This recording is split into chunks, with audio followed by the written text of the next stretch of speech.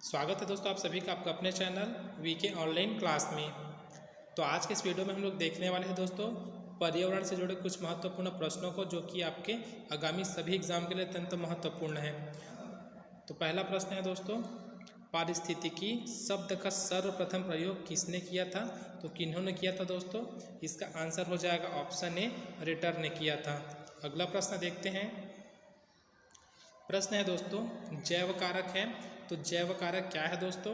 तो यहाँ इसका जो आंसर हो जाएगा दोस्तों वो हो जाएगा ऑप्शन बी, अर्थात जो जैव कारक हैं वे हैं सभी सजीव जो दूसरों को प्रभावित करते हैं। तो इसको क्या कहते हैं दोस्तों?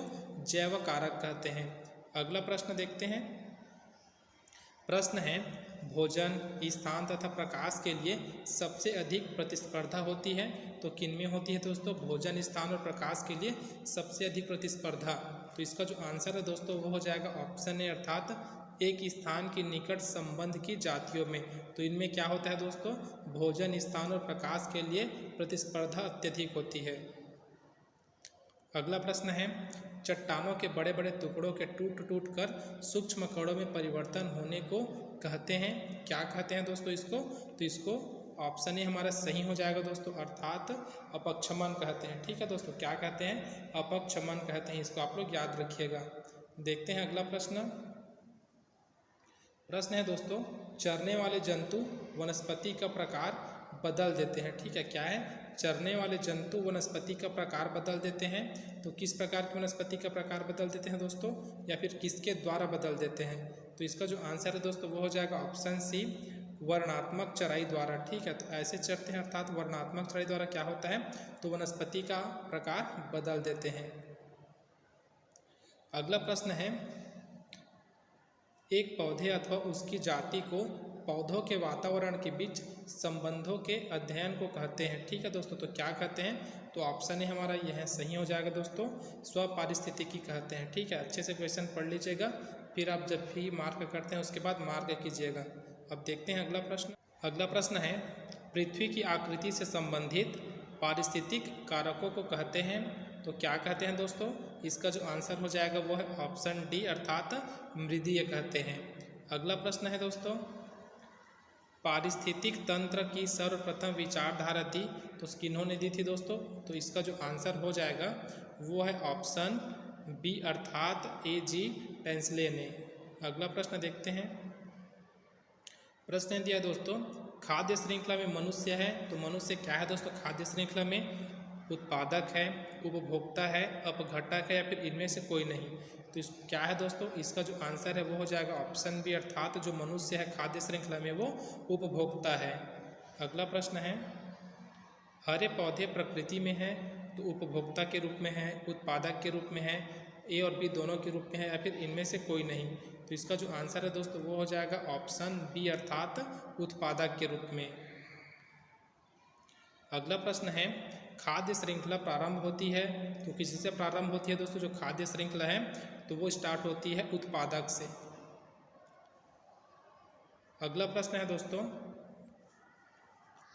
जलीय वातावरण में सूक्ष्म जीवों को क्या कहते हैं? तो जलीय वातावरण में जो सूक्ष्म जीव होते हैं दोस्तों उनको क्या कहा जाता है? तो इसका जो आंसर है दोस्तों वो हो जाएगा ऑप्शन बी, प्लवक कहा जाता है। अगला प्रश्न है दोस्तों, वन पारिस्थितिक तंत्र में संख्या का पिरामिड होता है, तो कैसे होता है? इसको याद रखिएगा, कहाँ पर पूछा गया है? तो फॉरेस्ट इकोसिस्टम में पूछा गया है। हिंदी में बोलते हैं वन पारिस्थितिकी तंत्र। इसका जो आंसर हो जाएगा दोस्तों वो हो जाएगा ऑप्शन बी। तो इसका जो पिरामिड है दोस्तों वो क्या है? सीधा है। अगला प्रश्न है, ऊर्जा का पिरामिड सदैव होगा, ऑप्शन ए दिया है उल्टा, ऑप्शन बी सीधा, ऑप्शन सी नहीं बनेगा और ऑप्शन डी अनिश्चित बनेगा। तो इसका जो आंसर है दोस्तों वो हो जाएगा ऑप्शन बी, अर्थात सीधा बनेगा। अगला प्रश्न है दोस्तों, जलीय पारिस्थितिक तंत्र या किसी अन्य पारिस्थितिक तंत्र के लिए अंतिम ऊर्जा का स्रोत है, तो क्या है दोस्तों? तो ऑप्शन सी हमारा सही हो जाएगा, अर्थात सूर्य का प्रकाश। अगला प्रश्न है दोस्तों, घास के मैदान की खाद्य कड़ी में सर्वोच्च उपभोक्ता है, तो कौन सा सर्वोच्च उपभोक्ता है दोस्तों? तो ऑप्शन बी हमारा सही हो जाएगा, अर्थात मांसाहारी। अगला प्रश्न है, घास के मैदान में जीव भार का पिरामिड होता है, ऑप्शन ए है सीधा, ऑप्शन बी उल्टा, ऑप्शन सी सीधा उल्टा दोनों, और ऑप्शन डी इनमें से कोई नहीं। तो यहाँ जो इसका आंसर है दोस्तों वो हो जाएगा ऑप्शन ए अर्थात सीधा। अगला प्रश्न है, निम्नलिखित में से कौन प्राथमिक या मूल उत्पादक है? तो कौन है दोस्तों प्राथमिक या मूल उत्पादक? तो इसका जो आंसर है दोस्तों हो जाएगा ऑप्शन सी घास। अगला प्रश्न है दोस्तों, यदि जैवमंडल में से कार्बन डाइऑक्साइड निकाल दी जाए तो सर्वप्रथम कौन से जीव प्रभावित होंगे? तो कौन से जीव प्रभावित होंगे दोस्तों? तो यहाँ इसका जो आंसर है वह ऑप्शन डी अर्थात प्राथमिक उपभोक्ता। अगला प्रश्न है, निम्नलिखित में से किसमें खाद्य श्रृंखला पाई जाती है? तो किसमें पाई जाती है दोस्तों खाद्य श्रृंखला? तो इसका जो आंसर हो जाएगा दोस्तों वो हो जाएगा ऑप्शन डी अर्थात इन सभी में। तो इन सभी में क्या दिया? ऑप्शन ए में है समुद्र, ऑप्शन बी तालाब और ऑप्शन सी वनों। तो तीनों में खाद्य श्रृंखला पाई जाती है। अगला प्रश्न है दोस्तों, घास स्थलीय पारिस्थितिक तंत्र में खाद्य श्रृंखला का सही क्रम है? तो क्या है दोस्तों खाद्य श्रृंखला का जो सही क्रम है वो है ऑप्शन बी सही हो जाएगा अर्थात घास, टिड्डे, मेढक, सर्प और बाज। अगला प्रश्न है दोस्तों, एक खाद्य श्रृंखला में सर्वाधिक संख्या में होते हैं तो क्या होते हैं दोस्तों? खाद्य श्रृंखला में जो सर्वाधिक संख्या में होते हैं वो है प्राथमिक उत्पादक। अगला प्रश्न देखते हैं दोस्तों, प्रश्न है, पारिस्थितिक तंत्र में सौर ऊर्जा का संरक्षण करते हैं तो कौन सौर ऊर्जा का संरक्षण करते हैं? इसका आंसर हो जाएगा दोस्तों ऑप्शन ए अर्थात उत्पादक। अगला प्रश्न है, खाद्य श्रृंखला में भेड़िया खरगोश को खाता है तथा खरगोश घास को खाता है तो भेड़िया का पोषक स्तर होगा।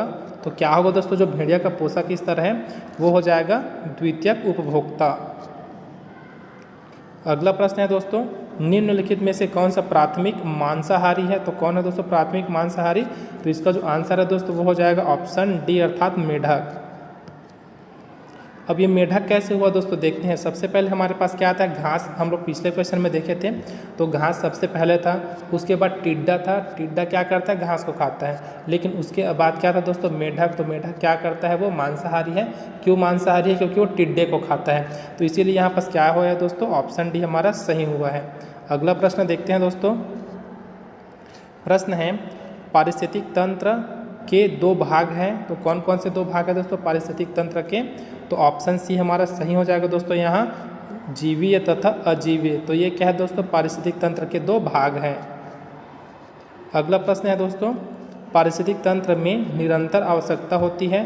ऑप्शन ए दी है जल की, ऑप्शन बी वायु की, ऑप्शन सी ऊर्जा की और ऑप्शन डी इनमें से कोई नहीं। तो इसका जो आंसर है दोस्तों वो हो जाएगा ऑप्शन सी अर्थात ऊर्जा की आवश्यकता होती है। दोस्तों अगले प्रश्न में जाने से पहले यह कहना चाहूँगा, अगर आप लोगों ने अभी तक हमारे पुराने वीडियो नहीं देखे हैं जो प्रैक्टिस सेट के रूप में है सीजी टेट के लिए या फिर सी टेट के लिए, तो इस वीडियो के डिस्क्रिप्शन बॉक्स में आप लोग जा करके देख सकते हैं। बाकी के वीडियो का लिंक वहाँ पर आपको मिल जाएगा। तो देखते हैं दोस्तों आज का हमारा अंतिम प्रश्न है, निम्नलिखित में से कौन सी खाद्य श्रृंखला सही है? तो कौन सी खाद्य श्रृंखला सही है दोस्तों? तो ऑप्शन सी हमारा सही हो जाएगा अर्थात उत्पादक, उपभोक्ता और अपघटक। तो ये जो खाद्य श्रृंखला है दोस्तों ये क्या है?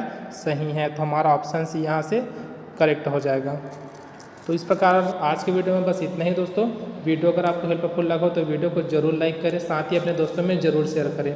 अब मिलते हैं दोस्तों अगले वीडियो में।